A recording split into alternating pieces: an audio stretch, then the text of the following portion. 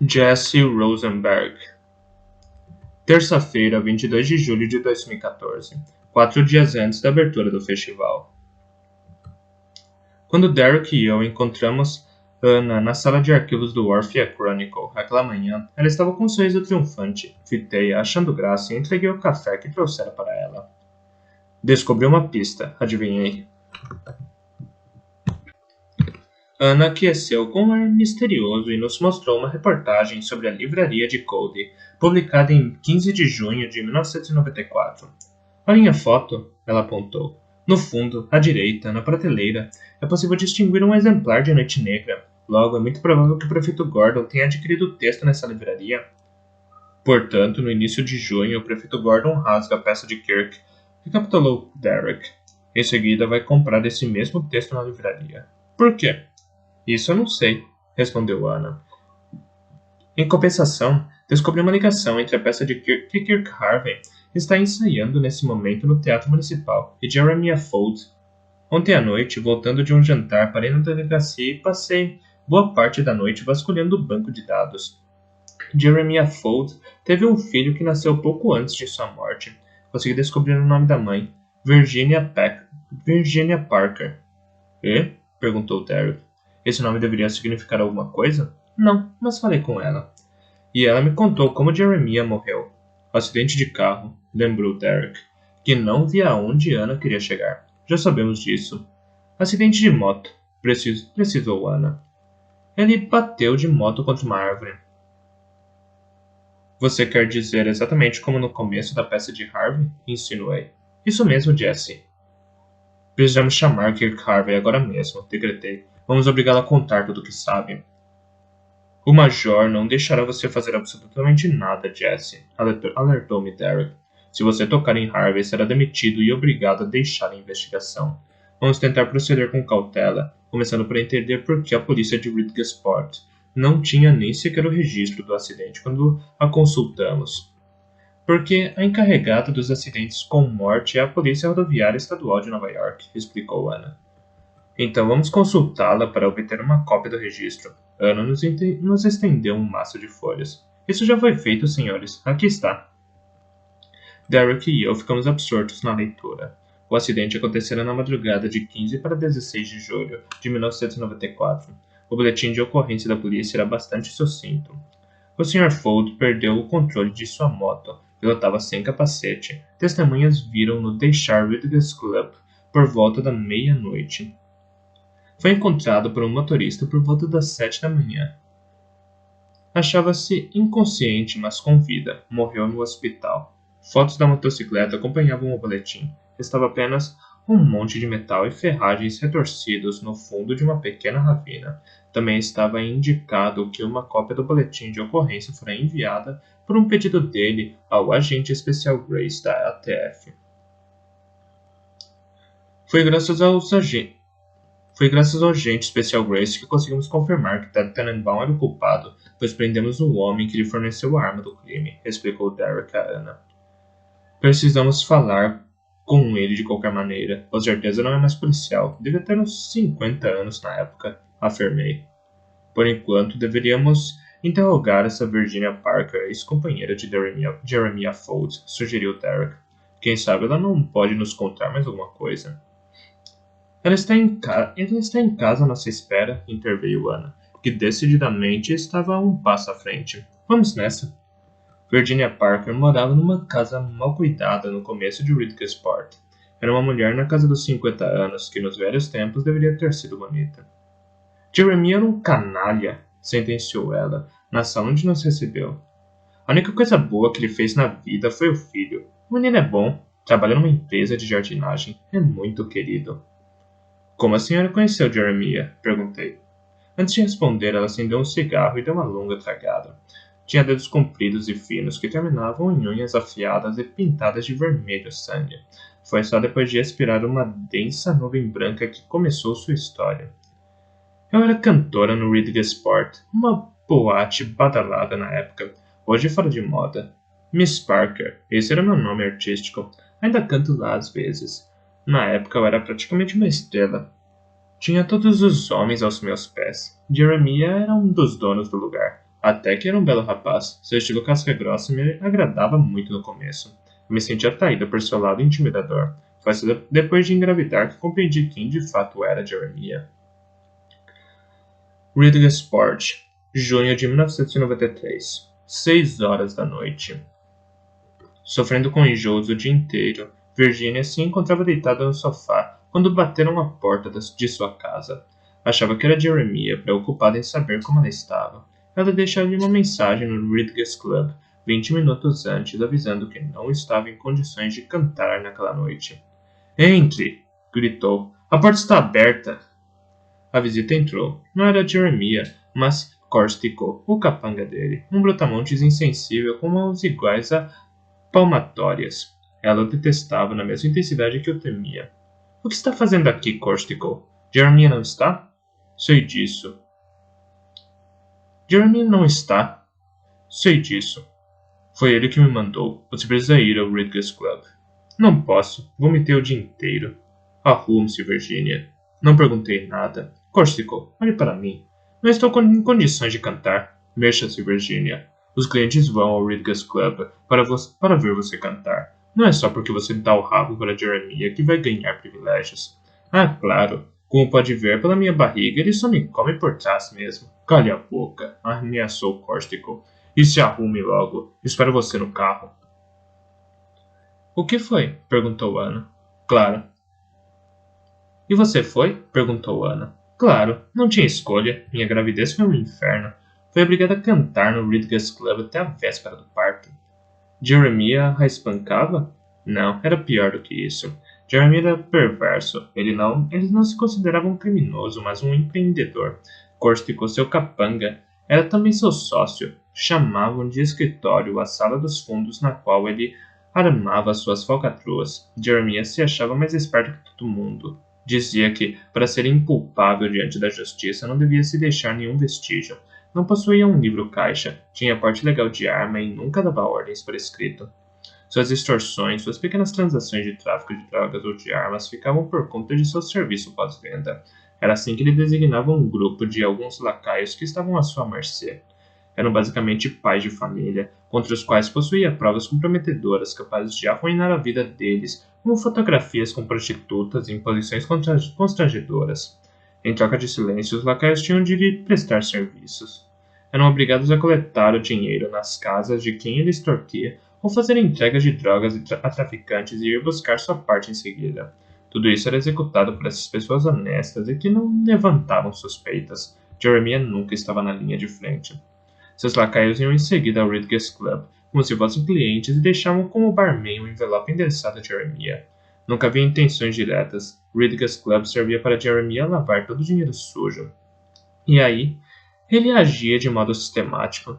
Ele investia todo no próprio estabelecimento. O dinheiro era diluído na contabilidade e, como o Ridges Club andava muito bem das pernas, era impossível detectar o que quer que fosse. Aliás, Jeremiah pagava muito em impostos. Era inculpável. Podia esbanjar quando quisesse. Tudo era declarado à receita. Sei que a polícia tentou investigá-lo, mas nunca encontrou nada. Os únicos que poderiam derrubá-lo eram seus lacaios, mas sabiam os riscos que correriam se o denunciassem. No melhor dos casos, sua vida social e profissional seria destruída, sem falar que eles também poderiam ser presos por terem participado de atividades ilegais. Ainda mais, aqueles que não cooperavam recebiam uma surra que os fazia mudar de ideia, mais uma vez, sem deixar rastros. Ridgesport, 1993, Sala dos Fundos do Ridges Club. Jeremiah acabava de encher uma grande tina com água quando a porta do escritório se abriu. Ele ergueu os olhos e Corstico empurrou um homem franzino de terno e gravata para dentro da sala. Ah, bom dia, Everett, cumprimentou Jeremiah com cordialidade. Bom ver você. Bom dia, Jeremiah, respondeu o homem que não parava de tremer. Everett era um pai de família exemplar que fora filmado por Corstico com uma prostituta menor de idade. Então, Everett, disse Jeremiah com a maior gentileza, me contaram que você não quer mais trabalhar para minha empresa. Escute, Jeremiah. Não posso mais correr esse tipo de risco. É loucura. Se me flagrarem, passarei anos na prisão. Não. Não, mas o que você pode passar por ter transado com uma garota de 15 anos, esclareceu Jeremiah. Eu tinha certeza de que ela era maior de idade, defendeu-se Everett sem muita convicção. Escute, Everett, você é um merdinha que transa com adolescentes. Vai trabalhar para mim enquanto eu quiser, a menos que prefira terminar na cadeia com os caras que com certeza vão castrar você com uma navalha. Antes que Everett pudesse responder, Corstico o agarrou com violência, fez com que ele curvasse o corpo e mergulhou sua cabeça na tina com água gelada. Após afogá-lo durante uns 20 segundos, tirou a cabeça dele da água. Everett suspirou profundamente. Você trabalha para mim, Everett, murmurou Jeremiah. Entendeu? Corstico voltou a mergulhar a cabeça do infeliz na água, e a tortura continuou até Everett jurar lealdade. Jeremiah afogava as pessoas? Jeremiah afogava as pessoas? Perguntei a Virginia, fazendo uma associação imediata com a maneira como Stephanie fora morta. Sim, Capitão Rosenberg, aqueceu Virginia. Ele e Corstico se especializaram nisso. Só focavam em sujeitos comuns e impressionáveis e que iriam se submeter a esse tipo de coisa. Mas no Reed Gas Club, quando eu via um pobre coitado sair do escritório com a cabeça molhada e chorando, eu sabia o que tinha acontecido. É como eu falei, Jeremiah massacrava as pessoas discretamente, sem nunca deixar rastros visíveis. Será que Jeremiah matou alguém assim? É provável. Era capaz de tudo, ser de pessoas que desapareceram sem deixar vestígios. Foram afogadas, queimadas, enterradas, dadas como ração aos porcos? Não faço ideia. Jeremiah não tinha medo de nada, exceto de ir para a prisão. Daí ser tão prudente. O que aconteceu em seguida? Daí, dei à luz em janeiro de 1994. Isso não mudou nada entre nós. Nunca falamos em casamento ou em morar juntos, mas ele me dava dinheiro para o bebê. E atenção, nunca em espécie. Fazia cheques ou transferências bancárias de modo oficial e isso durou até julho, até sua morte. O que aconteceu na noite que ele morreu? Acho que Jeremiah tinha medo de ir para a prisão porque era claustrofóbico. Dizia que a ideia de ser encarcerado era insuportável para ele. Sempre que dava, ia para lugares numa moto enorme em vez de ir de carro, e nunca usava capacete. Fazia o mesmo trajeto todas as noites. Saía do Ridges Club por volta da meia-noite, raramente mais tarde que isso, e voltava pela rodovia 34, que é quase uma linha reta, até a casa dele. Pilotava sempre feito louco. Jogava-se livre, invencível. Estava quase sempre bêbado. Achei que acabaria morrendo de moto. Nunca pensei que fosse se esborrachar sozinho e morrer feito um cachorro, na beira da estrada, agonizando horas a fio. No hospital, os médicos disseram que, se ele tivesse sido encontrado um pouco antes, talvez tivesse sobrevivido. Nunca me senti tão aliviado quanto no momento em que foi avisada da morte dele. Por acaso, o nome de Joseph Gordon lhe diz alguma coisa? Perguntei. Foi o prefeito de Orphe até julho de 1994. Joseph Gordon? Não me diz nada. Por quê? Era um prefeito corrupto e me pergunto se não estava em conluio com Jeremiah. Fiquei sabendo que eu nunca me metia nos negócios dele. Quanto menos eu soubesse, melhor para mim. E o que fez após a morte de Jeremiah? A única coisa que sabia fazer, continuei a cantar no Ridges Club. Era bem remunerada, o idiota do Corstico continua lá também. Ele herdou os negócios? Ele assumiu o Ridges Club. Os negócios de Jeremiah acabaram após a morte dele. Corstico é um cara sem inteligência que não impõe moral. Todos os funcionários roubam do caixa, e ele é o único que não sabe disso. Passou até um tempo na cadeia cumprindo pena por pequenos casos de tráfico. Após a visita a Virginia Parker, nos dirigimos ao Ridges Club. O estabelecimento só abria no fim do dia. Mas lá dentro, funcionários limpavam tudo sem muito esmero. Era uma boate no subsolo, uma da antiga. Só pela decoração dava para perceber como o lugar pudera estar em alta em 1994 e fora de moda em 2014. Ao lado do balcão, vimos um homem atarracado na casa dos 60 anos, recebendo caixas de bebida. Era o típico fartão que envelheceu mal. Quem deixou vocês entrarem? Perguntou irritado ao nos avistar. Só abrimos às 6 da noite. Abertura especial para a polícia, disse Derek mostrando seu distintivo. Você é Corstico? Percebemos que era ele mesmo, pois saiu correndo no mesmo instante. Atravessou a sala e se enfiou num corredor que levava a uma saída de emergência. Era rápido. Anna e eu nos pusemos em seu encalço, enquanto Derek seguia pelas escadas principais. Corstico, após ter subido um lance de pequenos degraus, passou por uma porta que dava para o lado de fora e desapareceu na luz ofuscante do dia. Quando Ana e eu saímos do local, Derek já imobilizara o gordo Corstical no estacionamento e o algemava. Fantástico, Derek, comentei. Parece que recuperou todos os reflexos. Ele sorriu. De repente, pareceu-me radiante. Eu vou estar de volta, Jesse. O nome de Corstical era Costa Soares. Estivera na prisão por tráfico de drogas e fugiu quando chegamos justamente porque estava com um saco substancial de cocaína no bolso da jaqueta. A julgar pela quantidade, era óbvio que continuava atuando nesse ramo. Mas não era isso que nos interessava. Queríamos aproveitar o elemento surpresa da visita para interrogá-lo e fizemos isso na boate. Havia uma sala nos fundos com uma placa na porta. Escritório. O recinto era tal qual Virginia nos descrevera. Frio, sem janelas, num canto, uma pia e embaixo uma velha tina de cobre. Foi Derek quem conduziu o interrogatório.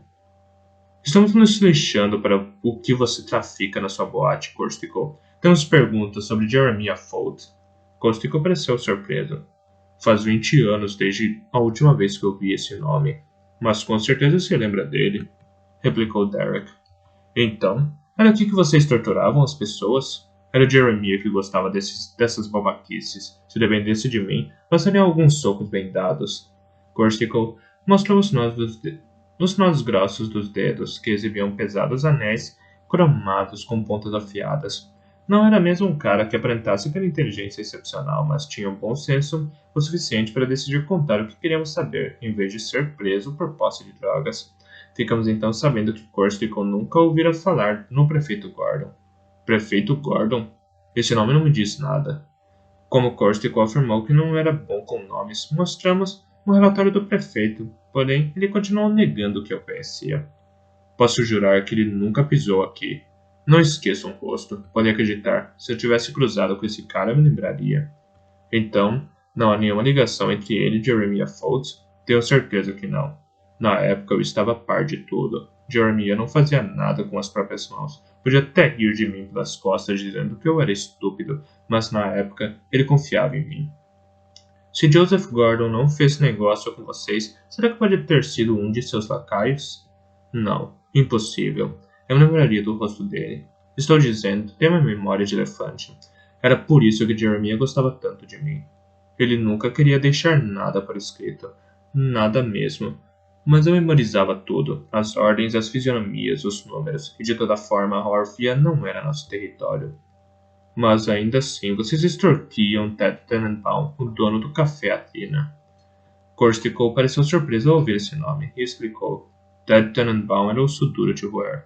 O contrário do tipo de gente que Jeremiah atacava. Jeremiah nunca corria riscos, só mirava nos caras que se cagavam de medo ao me ver chegar. Mas Tenenbaum era diferente.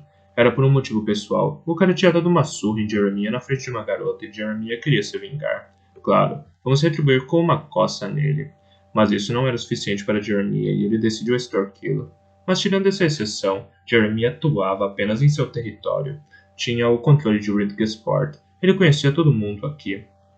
Você se lembra de quem ateou fogo no futuro restaurante de Ted Tenenbaum? Ah, vocês estão querendo demais. Demais. Com certeza foi um de nossos lacaios. Esses caras faziam de tudo. A gente nunca se queimava diretamente, a menos que houvesse um problema a resolver. Se não fosse isso, todas as tarefas menores eram com eles. Recebiam a droga, levavam para os traficantes que revendiam e traziam o dinheiro para Jeremiah. A gente só dava ordens. E onde encontravam esses caras? Todos amavam as vadias. Havia um motel imundo na rodovia 16 e metade dos quartos era alugado por vadias para transarem. Todo mundo na região sabia disso. Eu conhecia o dono e as vadias, e tínhamos um acordo. A gente deixava eles em paz, e em troca podíamos utilizar um quarto a nosso bel prazer. Quando Jeremiah precisava de lacaios, mandava um menor de idade para trabalhar. Eu tinha encontrado uma garota linda. Ela sabia escolher muito bem o tipo de cliente. Pais de famílias, homens impressionáveis. Levava-os para o quarto e dizia: sou menor de idade, ainda estou indo na escola. Isso excita você? Os caras respondiam sim, e a garota exigia então que eles fizessem coisas indecentes. Eu ficava escondido com uma câmera ali em algum lugar, em geral atrás da cortina. No momento certo, eu aparecia gritando surpresa, apontando a câmera para o sujeito que fazia uma cara que vocês não podem imaginar. Eu adorava aquilo, chorava de rir. Eu falava para a garota ir embora, depois olhava o cara, nu, feioso, tremendo, começava ameaçando espancá-lo, depois dizia que poderíamos chegar a um acordo. Pegava sua calça e tirava a carteira. Examinava os cartões de crédito, a carteira de motorista, os retratos da mulher e dos filhos. Confiscava tudo. Depois explicava. Ou ele trabalhava para a gente, ou eu entregava a gravação. A mulher e o chefe dele marcavam um encontro no Ridges Club no dia seguinte. E nos outros dias ele me via postado de manhã e de noite em frente à sua casa. Os caras ficavam apavorados. Aí se comportavam direitinho. Então, você tinha uma lista de todos esses caras sob seu controle? Não. Eu os fazia acreditar que guardava tudo, mas logo me livrava das carteiras, assim como nunca havia fita na câmera, para não corrermos o risco de nos incriminar. Jeremiah dizia que era fundamental não deixar nenhuma prova, e tinha organizado uma pequena rede de caras e revezava entre eles para não despertar suspeitas. Em todo caso, uma coisa é certa: seu homem, o tal Gordon, nunca teve qualquer tipo de negócio com Jeremiah. No teatro municipal, o ensaio do dia não ia nada bem. Alice, com cara de enterro, e Dakota, pálida e abatida. O que está acontecendo? Berrou Kirk Harvey, irritado. A estreia é daqui a 4 dias e vocês estão parecendo um monte de frouxos. Se for preciso, substituo todo mundo. Quis ensaiar de novo a primeira cena, mas Dakota não acompanhava. O que está vendo, Dakota? Perguntou Harvey. Não sei, Kirk. Não estou conseguindo. Caiu no choro. Sentia-se sobrecarregada. Ah, mas que inferno! Esbravejou Harvey de novo, virando as páginas do texto. Bom, passemos então à cena 2. É sua grande cena, Charlotte. Espero que esteja preparada. Charlotte Brown, que aguardava num assento da primeira fila, juntou-se a Kirk no palco. Estou pronta. Como é essa cena? Se passa num bar, explicou Harvey. Você é uma cantora. Um novo cenário foi instalado. Algumas cadeiras e uma cortina vermelha ao fundo. Jerry fazia um cliente sentado em frente ao palco, tomando um gole de seu drink. Samuel Padlin, dessa vez, encarnava o dono do bar que observava a cantora em pé, quieta. Uma música de piano bar ressoou. Muito bem, aprovou Harvey. O cenário está de acordo, mas precisamos trabalhar a rapidez da troca do primeiro para o segundo. Então, Charlotte, instalaremos um microfone no pedestal para você, que deve entrar e cantar. Você canta como uma deusa. Todos os clientes do bar ficam loucos por você. Tudo bem, aqueceu Charlotte. Mas o que devo cantar? Eis o seu texto, disse Harvey, estendendo-lhe uma folha. Charlotte leu e arregalou os olhos, incrédula diante do texto, e em seguida berrou. Eu sou uma vadia do vice-prefeito? É isso a sua música? Isso mesmo. Não vou cantar isso. Você pirou? Então vá embora, sua idiota. Proíbo que fale comigo nesse tom, desafiou Charlotte. Está se vingando de todos nós, é isso? Então a sua suposta grande peça é isso? Um acerto de contas por sua vida de ressentimentos e mágoas? Com Ostrovsky, com Gulliver, comigo? Não sei do que está falando, Charlotte. Dança do Carcaju, vadia do vice-prefeito. Se não estiver satisfeito, vá embora, Charlotte. Foi Michael Bird quem nos alertou quanto à situação quando Anna, Derek e eu voltamos de Ridgesport.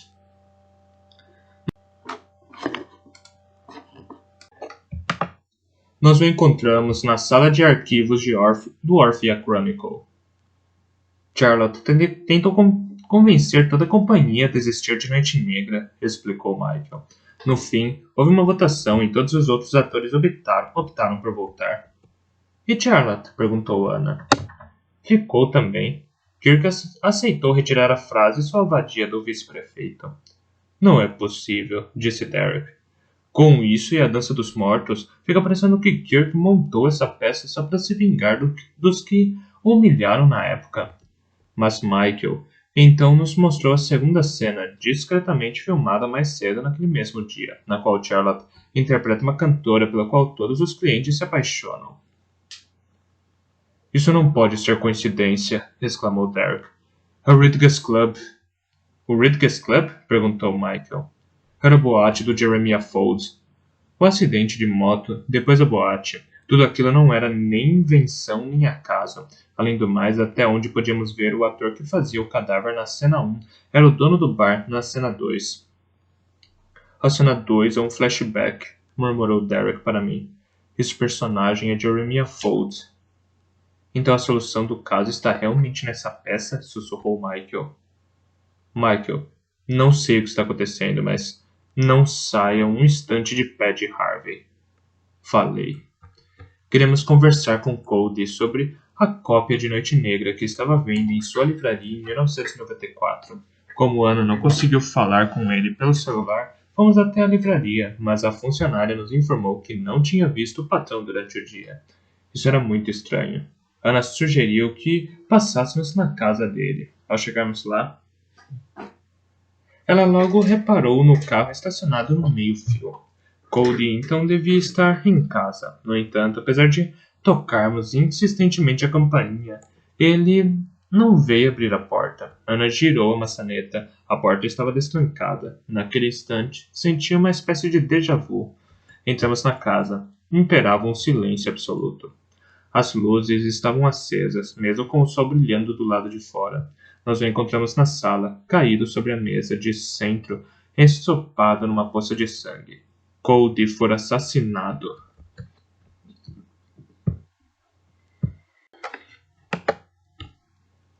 Derek Scott. Fim de novembro de 1994. 4 meses após a chacina. Jesse não queria ver ninguém. Eu passava na casa dele todos os dias, batia com insistência e implorava que abrisse a porta, mas não havia nada a fazer. Ele acabou me deixando entrar quando ameacei arrombar a fechadura e comecei a dar pontapés na porta. Vi então um fantasma à minha frente, sujo, cabelos desgrenhados, bochechas tomadas pela barba, olhar triste e sombrio. Seu apartamento estava um caos.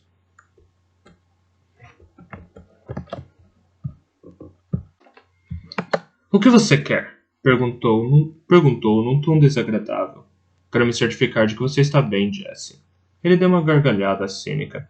Estou bem, Derek, muitíssimo bem. Nunca estive tão bem. Em seguida, ele me expulsou de sua casa. 2 dias depois, o Major McKenna veio me procurar na minha sala. Derek, você precisa ir à delegacia do 54º Distrito no Queens. Seu colega Jesse aprontou uma e foi preso pela polícia de Nova York esta noite. Preso? Mas aonde? Faz semanas que ele não sai de casa. Pois ele provavelmente sente vontade de espairecer porque invadiu um restaurante em construção, um lugar chamado Pequena Rússia. Isso faz sentido para você? Em suma, encontre o proprietário e dê um jeito nessa merda de situação. E faz com que ele volte a si, Derek. Caso contrário, ele jamais poderá ser reintegrado à polícia. Vou cuidar disso. O Major McKenna me fitou. Está com uma cara péssima, Derek. As coisas não vão bem. Falou com a terapeuta? Dei de ombros. Venho para cá todas as manhãs, no automático, Major. Acho que não devo mais fazer parte da polícia. Não depois do que aconteceu. Caramba, Derek. Você é um herói. Você salvou a vida dele. Nunca se esqueça disso. Se não fosse por você, hoje, Jesse estaria morto. Você salvou a vida dele.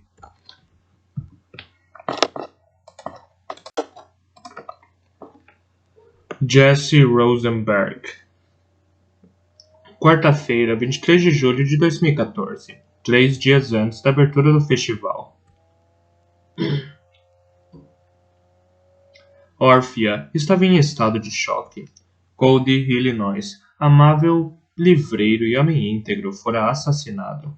Ninguém dormiu muito aquela noite, nem a polícia, nem os moradores da cidade.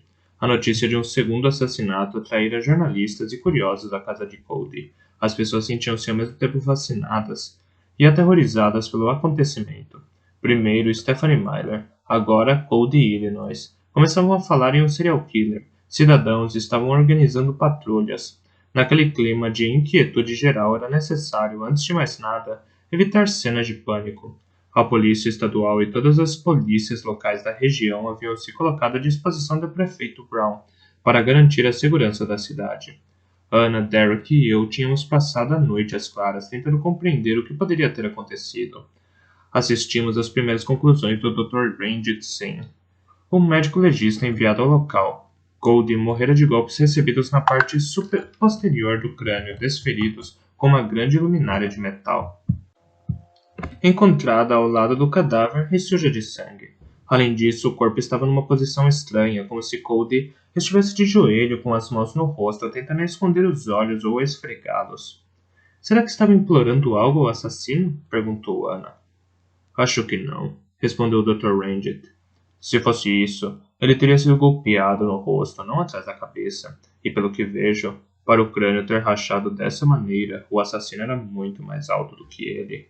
Muito mais alto? Repetiu Derek. Como assim? Dr. Sim tinha pensado numa hipótese sobre o que se passara e improvisou uma pequena reconstituição dos fatos. Cody abre a porta para o assassino. Talvez o conheça. Em todo caso, não desconfia de nada, pois não há sinais de luta. Acredito que eu tenha recebido e que Cody seja o primeiro a entrar na sala. Parece que o outro está lhe fazendo uma visita, mas então Cody se vira. Não consegue enxergar. Leva as mãos aos olhos e cai de joelhos. O assassino pega essa luminária sobre o móvel e com toda a força golpeia a cabeça da vítima. Cody morre na mesma hora, mas ainda é atingido várias vezes, como se o assassino quisesse ter certeza de que Cody tinha morrido. Espere, doutor, interrompeu Derek. O que quer dizer com não consegue enxergar? Acredito que a vítima primeiro foi atingida por gás lacrimogênio. Isso explicaria os vestígios de lágrimas e muco no rosto. Gás lacrimogênio? Repetiu Anna. Do mesmo modo que usaram contra Jessie no apartamento de Stephanie Myler? Sim, confirmou o Dr. Sim. Fiz uma observação. O senhor está dizendo que o assassino queria ter certeza de que a vítima morreria, mas ao mesmo tempo veio aqui desarmado e usou uma luminária? Que tipo de assassino age assim? Alguém que não deseja matar, mas não tem escolha, respondeu o doutor. Respondeu sim. Estaria apagando vestígios do passado? Murmurou Derek. Acho que sim, confirmou o Dr. Sim. Alguém nessa cidade está disposto a tudo para proteger seu segredo e impedir que a investigação seja concluída. O que Cody sabia? Que ela havia entre ele e todo aquele caso. Tínhamos vasculhado sua casa, passado um pente fino na livraria. Em vão. Não encontramos nada. Naquela manhã, Orphea e o estado de Nova York, seguidos então pelo país inteiro, despertaram ao som de reportagens sobre o assassinato de Cody. Mais que a morte de um livreiro em si, era sobretudo a cadeia de acontecimentos que deixava as pessoas fascinadas. A imprensa do país inteiro falava nisso sem parar, e era de se esperar uma enxurrada de curiosos em Orphea. Na prefeitura, uma reunião de emergência para definir como lidar com a situação foi realizada com o prefeito Brown, o major McKenna, representantes das cidades vizinhas, o chefe Gulliver, Montaigne, Hannah, Derek e eu. A primeira pergunta a qual era preciso responder era se o festival seria mantido. Durante a noite anterior já havia sido decidido colocar todos os membros da companhia sob proteção policial. Na minha opinião, deveríamos cancelar a apresentação, falei. Mantê-la só agravaria a situação. Sua opinião não conta, capitão, disse Brown, num tom antipático. Por algum motivo que desconheço, você tem problemas com o bom Harvey. O bom Harvey? Repeti, num tom irônico. Você também achava isso dele há 20 anos, quando roubou a namorada dele? Capitão Rosenberg, rosnou o prefeito. Seu tom e sua insolência são inaceitáveis. Jesse, me enquadrou o Major McKenna. Sugiro que guarde para si mesmo suas opiniões. Acha que Kirk Harvey sabe mesmo alguma coisa a respeito do quádruplo homicídio? Desconfiamos que possa haver um elo entre sua peça e o caso. Desconfiamos que possa haver? Perguntou o Major e suspirou. Jesse, você tem provas concretas e incontestáveis? Não. Apenas suposições, mas relativamente comprovadas. Capitão Rosenberg, interveio o prefeito Brown. Todo mundo diz que o senhor é um grande investigador e respeito isso. Entretanto, me parece que desde que apareceu nesta cidade, o senhor espalha o caos por onde passa. Mas sem avançar em seu caso. É justamente porque estamos nos aproximando do assassino que ele está agindo assim. Ah, veja, estou fascinado com a sua explicação para a confusão que reina em Orphea, ironizou o prefeito. Seja como for, vou manter a apresentação da peça. Senhor prefeito, interviu Derek. Acho que Harvey está zombando do senhor e que não revelará o nome do assassino. Ele não. Sua peça, sim. Não brinque com as palavras, senhor prefeito. Estou convencido de que Kirk Harvey não faz ideia da identidade do assassino. Não devemos correr o risco de permitir que essa peça seja encenada. Não sei como o assassino reagirá se seu nome for de fato revelado. Exatamente, disse o prefeito Brown. É algo inédito. Imagine a TV e os curiosos do lado de fora. Orphe é o centro das atenções. O país inteiro esqueceu os videogames e os programas de TV idiotas, e as pessoas estão ansiosas por uma peça de teatro. Isso é extraordinário. O que está acontecendo aqui e agora é simplesmente único. O Major McKenna voltou-se para o chefe Gulliver. Qual é a sua opinião sobre a peça ser ou não apresentada, Gulliver? Peço demissão. Foi a resposta de Gulliver. Como assim pede demissão? Perguntou o prefeito Brown, gaguejando. Estou me desligando do cargo imediatamente, Alan. Quero atuar nessa peça. Ela é extraordinária. Além do mais, também sou o centro das atenções. Nunca experimentei essa sensação de realização profissional. Finalmente eu existo. O prefeito Brown então decretou. Assistente Montaigne, nomeie o chefe de polícia interino. Montaigne abriu um sorriso vitorioso. Ana tentou permanecer impassível. Aquele não era o momento de fazer uma cena. O prefeito voltou-se para o Major McKenna e lhe perguntou. E o senhor, Major, o que acha disso? A cidade é sua, prefeito Brown. O senhor é quem decide. Em todo caso, penso que mesmo que cancele tudo, isso não resolverá a questão da segurança. A cidade continuará sendo invadida pela imprensa e pelos curiosos. Se o espetáculo for apresentado, então será necessário tomar medidas drásticas. O prefeito fez uma pausa para refletir. Depois declarou com voz firme. Vamos fechar os acessos à cidade e apresentar a peça. McKenna enumerou então as medidas de segurança que deveriam ser tomadas. Todos os acessos à cidade seriam controlados, a rua principal interditada. A companhia teatral estabeleceria sua base no Palácio do Lago, que seria posto sob intensa vigilância policial. Um comboio especial faria escolta diária entre o hotel e o teatro. Quando a reunião foi finalmente encerrada, Ana abordou o prefeito Brown no corredor. Merda, Alan! Explodiu ela. Como pode nomear Montaigne para o cargo de Gulliver? Afinal, você me fez vir para Orphe para que eu tomasse as rédeas da polícia, não foi isso? É provisório, Ana. Preciso que se concentre na investigação. Está com raiva de mim porque foi interrogado para a investigação? É isso? Você poderia ter me avisado, Ana. Em vez de me levar feito um bandido. Se tivesse contado tudo o que sabia, você não teria sido considerado suspeito. Ana, se esse caso me custar a prefeitura, você também terá de fazer as malas. Irritou-se Brown, que não estava no clima para discussões. Então me prove do que é capaz e pegue quem está espalhando pânico por essa cidade. O Palácio do Lago transformou-se num acampamento entrincheirado. A companhia dos atores havia sido conduzida para um salão, cujo acesso estava sendo vigiado pela polícia. A imprensa e os curiosos se aglomeravam no pátio do estabelecimento, fritando sob o sol do meio-dia, esperando ver Harvey e os atores. A agitação apenas aumentou quando uma van e carros da polícia chegaram. A companhia ia ser transportada ao Teatro Municipal para os ensaios. Após uma longa espera, os atores finalmente apareceram, cercados por policiais. De trás das barreiras de segurança, as pessoas os ovacionavam e gritavam seus nomes. Os curiosos pediam fotos e autógrafos e os jornalistas uma declaração. Ostrovsky foi o primeiro a se oferecer para atender às solicitações. Logo foi imitado pelos demais, conquistados pela multidão entusiasta. Os que ainda se preocupavam com os riscos de trabalhar em Noite Negra acabaram se convencendo a continuar a peça.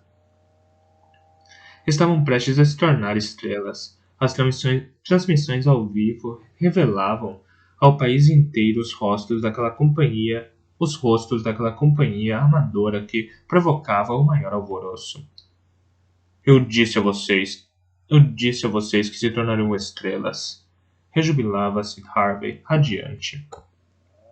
A poucos quilômetros dali, em sua casa à beira-mar, Gerald Scalene e sua mulher viram atordoados o rosto de Dakota Eden na TV. Em Nova York, Tracy Bergdorf, mulher de Steven, avisada por suas amigas, deparou estupefata com seu amigo se exibindo como um astro de Hollywood. Em Los Angeles, no Beluga Bar, os antigos atores de Kirk Harvey observavam em choque seu diretor, de repente, ficar famoso e aparecer nos canais de notícia o tempo todo. O país inteiro falava em Noite Negra. Eles tinham Eles tinham perdido sua grande chance. A única pista que Anna, Derek e eu podíamos explorar àquela altura era a possibilidade de Cody ter alguma ligação com Jeremiah Fold e seus pequenos atos criminosos. Decidimos voltar ao Ridges Club para interrogar o Cóstico mais uma vez, mas quando lhe mostramos um retrato do livreiro, o bandido garantiu nunca ter visto aquele homem. Quem é esse agora? Perguntou.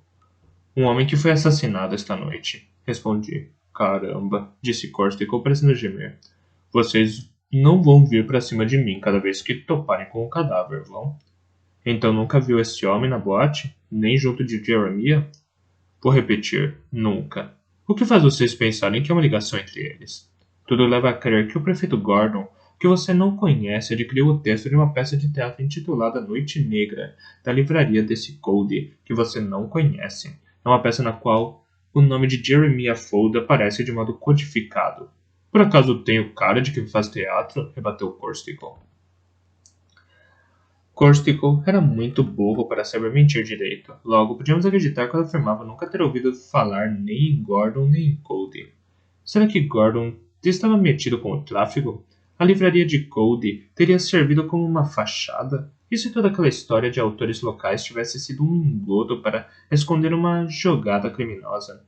As hipóteses se entrechocavam em nossa cabeça. Mais uma vez faltavam-nos provas concretas. Na ausência de algo melhor, decidimos ir ao motel onde Corstical nos contara que encurralava seus lacaios. Ao chegarmos lá, percebemos que o estabelecimento não mudara nada com os anos. Quando saímos do carro, o uniforme de Ana e as insígnias da polícia em nossos cinturões desencadearam um pequeno movimento de pânico entre as pessoas no estacionamento local. Interrogamos todas as prostitutas que tinham no mínimo 50 anos, entre elas uma que parecia a cafetina, que atendia pelo nome de Regina e declarou que mandava naquele lugar desde meados dos anos 1980. Ela nos convidou a acompanhá-la até o quarto que lhe servia de escritório para que ficássemos tranquilos e, sobretudo, fora da vista dos clientes que afugentávamos. O que houve? Perguntou, fazendo-nos sentar num sofá revestido por algo que imitava couro. Vocês não parecem ser da delegacia de costumes. Nunca vi vocês antes. Somos da divisão de homicídios, expliquei.